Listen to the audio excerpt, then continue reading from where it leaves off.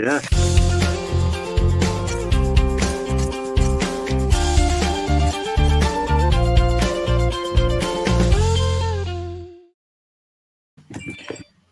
And a very good morning to your crotch, Mr. Don Boy. That was a great view, wasn't it? Yeah. It's just a shame nobody was on live. It's a shame nobody was on live to see that. So, a good morning to you. How was your wife? How was your wife Wednesday yesterday? Breakfast was very tasty, by the way.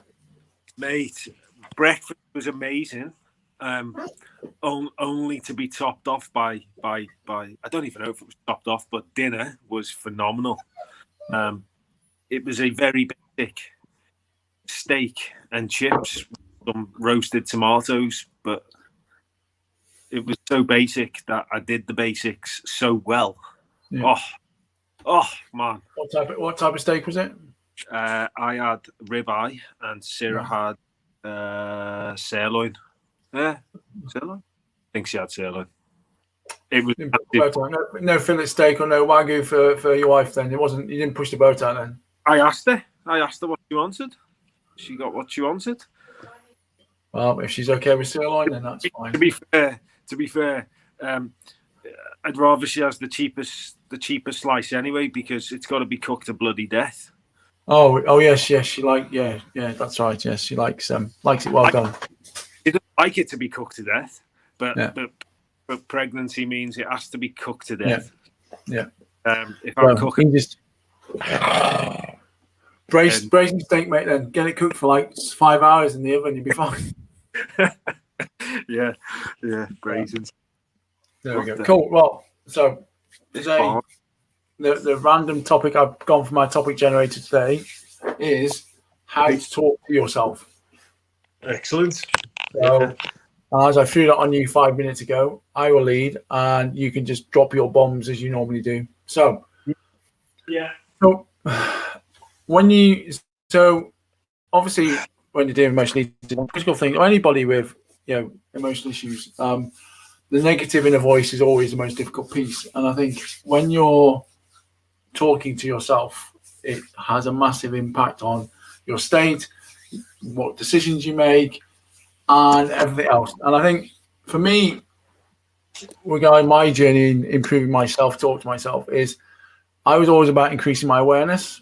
And I think the first step I took in improving my self-talk was becoming familiar with it, actually listening to both sides of myself and making a decision.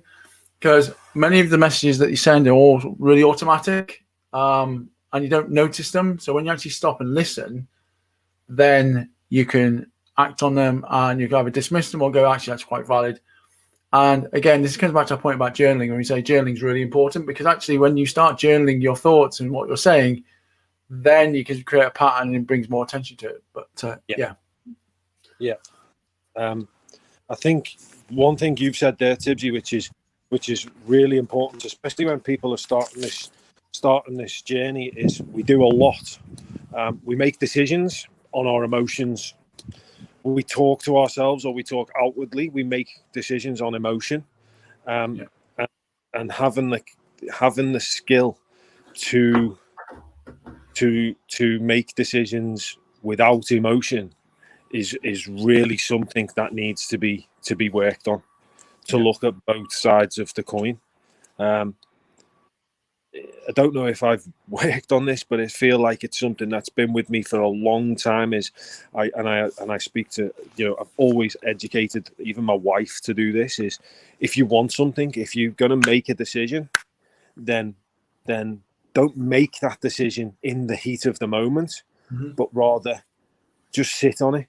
If you're confident that it's the right decision, you'll feel the same in an hour or in a day or in a week. Especially if it's a huge, if we're talking about, when I went overseas, it was a huge decision.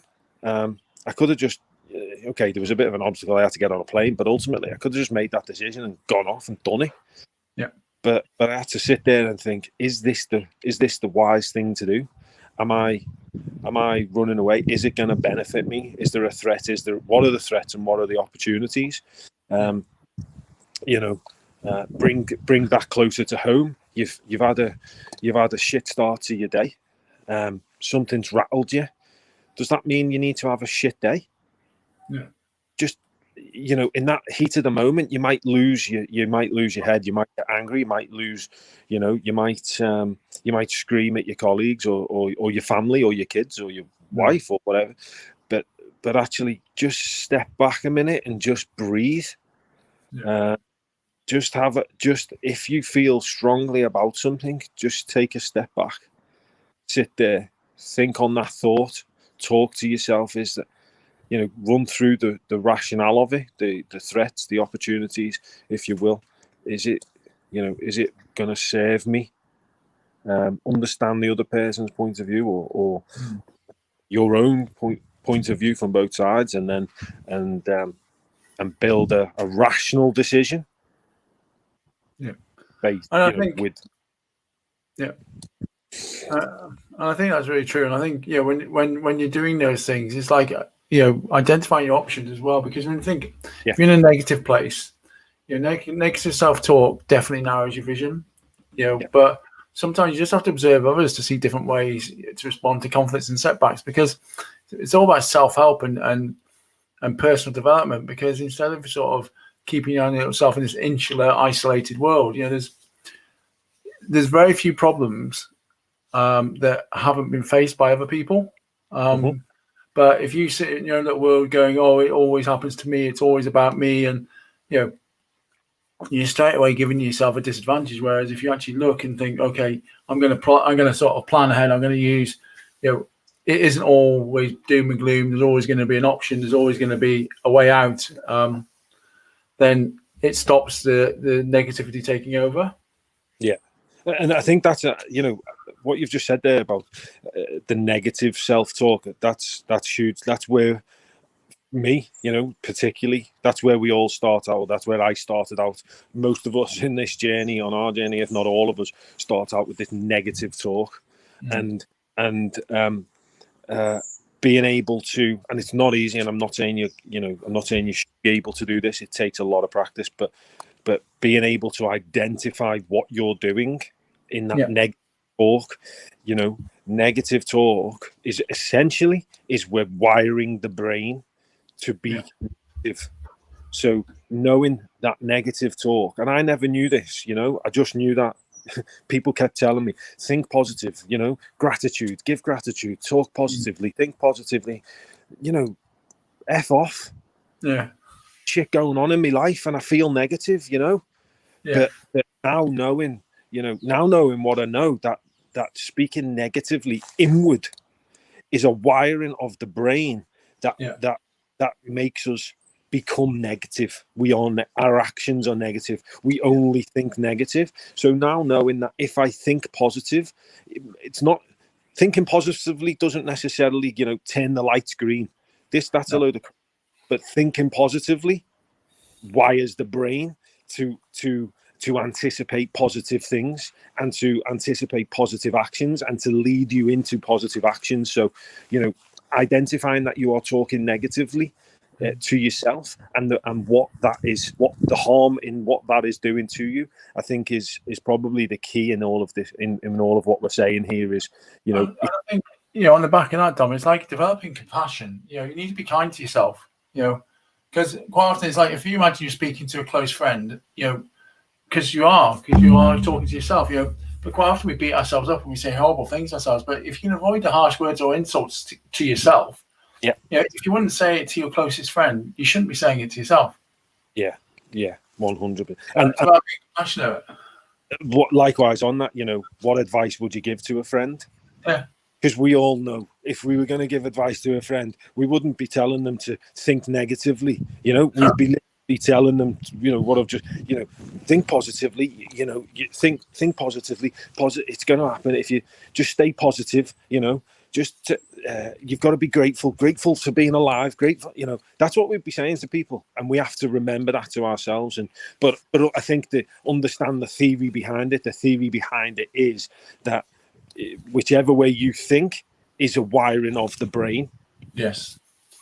And if you can, I'm not saying, again, I reiterate, it's not easy to switch it, but just understanding can help you each day switch it over, or at least snap out of it, which is the most important thing, is snapping out of, especially the negative talk. The positive talk, or the sort of, let's say, the neutral. Am I making the right decision? Am I not making the right decision? If you're just sort of pondering over things, those things, they're absolutely what you need to do. But snapping out of negative talk is a must. And I was only talking to somebody this morning about this, and not necessarily about the negative talk, but strategies around having a better day, a positive day, to one that's already started, But the strategies are the same. Breathe. Well, I think we covered it last week, didn't we? We talked about this, like, depersonalizing situations, because quite often people blame themselves for things that are completely beyond their control, and they take it on and they're like, oh, I don't know how to deal with it. It's like, well, most events have multiple causes, and when you think about it, you need to distinguish between taking responsibility for your actions and beating yourself up, because if something's happened and you've got no control of it, why even you start worrying about it? But people do, and it's like, you need to control the controllable. Yeah, absolutely. Maybe and maybe you've taken on too much, and yeah. I would say it's being busybody and putting your nose in other people's business, but sometimes people take on too much because I've got to cope. I'm the strong one in the family. I'll do this, but actually, sometimes it isn't your problem. Yeah. And some people will quite happily offload their problems because they're going, well, I don't have to worry about that because I've given it to Tibbsy, I've given it to Dom to worry about. But actually, they need to own it. And I'll own my problems, and you'll own your problems, and we'll own our joint problems. But you can't go taking on everyone else's problems in the world, because all that's going to do is feed the negative self-worth you have in yourself, because you're going to fail, and you're setting yourself up to fail. 100%. What I will say on that is, if you take on a problem, or if you take on too much, like you say, you've got to own it. You can't just ditch it then. You can't just ditch it, not own it. Now you've took it on, you've got to go through the pain of tackling it, but you make sure you never take it on again, or take on more than you can handle again. That's the lesson out of that. If you're screaming out with anger or with negative self-talk because it's because you've took on too much, because you've got too much on in your diary, because life's hectic, because life's not going the way you want it to go, well, that's a sign that it's not going the way you want it to go, or you've got too much on because you've took on too much. And as I say, you've got to, before you can take on less, you've got to deal with what you've got. And unfortunately, that is a pain you've got to suck up and accept what you've taken on, deal with it, and then don't do it again. Yeah. And then I suppose the final point on self-talk is, I think people just need to be a bit patient. Everyone expects instant results. I mean, I started to do affirmations, I should be better tomorrow. If you think about it, it often takes a considerable amount of repetition to replace your messages and be more constructive. You can't just wake up today and go, I missed the positive, if you spent 10 years beating yourself up. But it's about hanging in there, and eventually, if you're using affirmations, if you're using positive self-talk, they're going to become natural, authentic. The first time I went and that said, I am no longer an emotional eater, I was like, okay, I feel a bit addicted. But now I can say my affirmations in every sense because I'm used to saying them. But the first sort of couple of months or 2 months I was doing it, I was like going, do I believe this? Do I really believe this? You've hit the nail on the head, Tibbsy. The one thing you've got to do when you say an affirmation is believe what you're saying. Yeah. I say, I've got one, and I share this with our clients. I've got one that says, it's all about the self-doubt. It's all about whether I'm doing the right thing. And it's I am doing the right thing. I am doing the greatest thing. That's my affirmation every day, just to make sure, just to remind myself of what I'm doing and why I'm doing it. But I 100% believe what I'm doing. Mm-hmm. If I don't believe in what I'm doing, pushing shit up basically, you're getting nowhere because you don't believe in it. If you've got an affirmation that you don't believe in, get rid of it. Yeah, well, because it's pointless saying it, you're just wasting your time. Yes, absolutely. It's a waste of breath. Yeah, waste of breath. So anyway, we've got a couple of things happening. So today at 12, we've got Lunchbox, Yeah. which I'm looking forward to. Because we have the Lean Lads. Lean Lads. Yeah.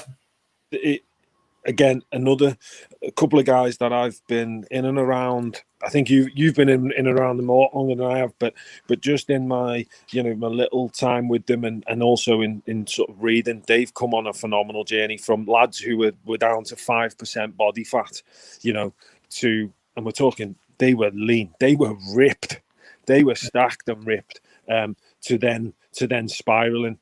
Why have I done this? I suppose is the question they've probably asked themselves. They've probably felt like they've achieved what they needed to achieve, and it went the complete opposite way. They lost their way. They lost where they were going, until they hit rock bottom. They hit rock bottom, and totally then took a real transformation in living a balanced life, and that's what they promote now is living that sort of healthy lifestyle through food and fitness. So I am super excited to talk to them. Here we go. I'm looking forward to it. So, and the other thing we got on tomorrow night, which I'm just putting a link in the comments, is our Transform X program starts on Monday. We got our Discovery webinar where we're going to go through the program, go through 7 steps to overcome emotional eating, and then how our program can support you on your journey. So that is going to be really good. Places are filling up fast. We only have 100 places, and they are going very quickly. So I would hurry up and get on that. And with an opportunity to win a really unique prize. 100%. But you've got to join it to find out. Yeah. There will be a great prize for somebody who joins the webinar. And I think that webinar is key. What you've just said there, this webinar is all around what the program, why we do what we do, why we've what we're inspired to do, how we run the program and what it's all about, and essentially, specifically what's involved and what you get for your money. If you're somebody spending £25 a week on a personal training session, well, for the same price you get 4 training sessions from us.